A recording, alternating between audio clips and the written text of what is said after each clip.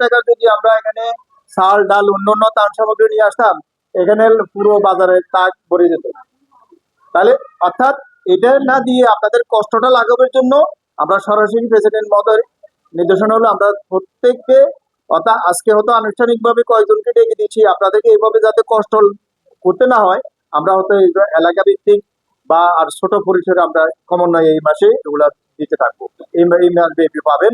যারা ফাইনাল বার ভিত্তিক আমরা যে অফিসার ম্যানেজার যাবেন, ম্যানেজার সাহেব থাকবেন, আমাদের শিক্ষক সুপারভাইজার সাহেব আছেন, ওনারা থাকবেন, আনুষ্ঠানিকভাবে দিয়ে দিবে। এলাকা ভিত্তিক যিনি আমাদের এলাকার নেতৃস্থানীয় ব্যক্তি যারা আছে, এলাকার গণ্যমান্য ব্যক্তি আছে, তাদের উপস্থিতিতে এগুলা পর্যায়ক্রমে আমরা এই মাসের মধ্যে শেষ করব।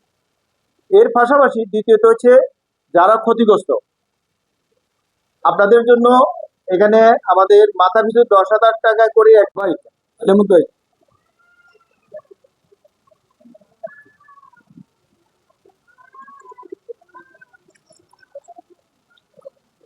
হ্যাঁ ঠিক আছে।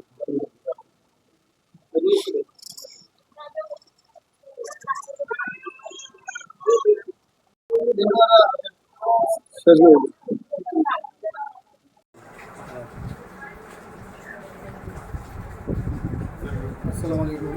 আজকে আশা কক্সবাজার জেলার মরিচা ব্রাঞ্চের পক্ষ থেকে এই অঞ্চলের বন্যা দুর্গত এলাকায় যাদের ক্ষতিগ্রস্ত হয়েছে তাদের জন্য আশার পক্ষ থেকে আমার ব্রাঞ্চ থেকে একটা অনুদানের আয়োজন করা হয়েছে, যেখানে আমাদের সদস্য 2550 জন, তাদের প্রত্যেককে 1000 টাকা করে অনুদান প্রদান করা হবে।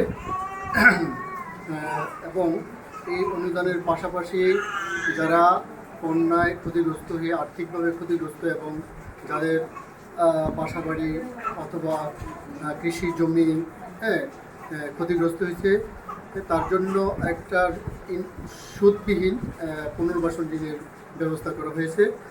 পাশাপাশি যাদের সঞ্চয় আছে তাদেরকে আমরা সঞ্চয় ফেরত দিচ্ছি, যাতে এই দুর্যোগ সময়ে তাদের এই সমস্যাটা কাটিয়ে উঠতে পারে। সেজন্য আজকে যারা এখানে আসছেন তাদেরকে আশা মরিচার ব্রাঞ্চের পক্ষ থেকে অশেষ ধন্যবাদ।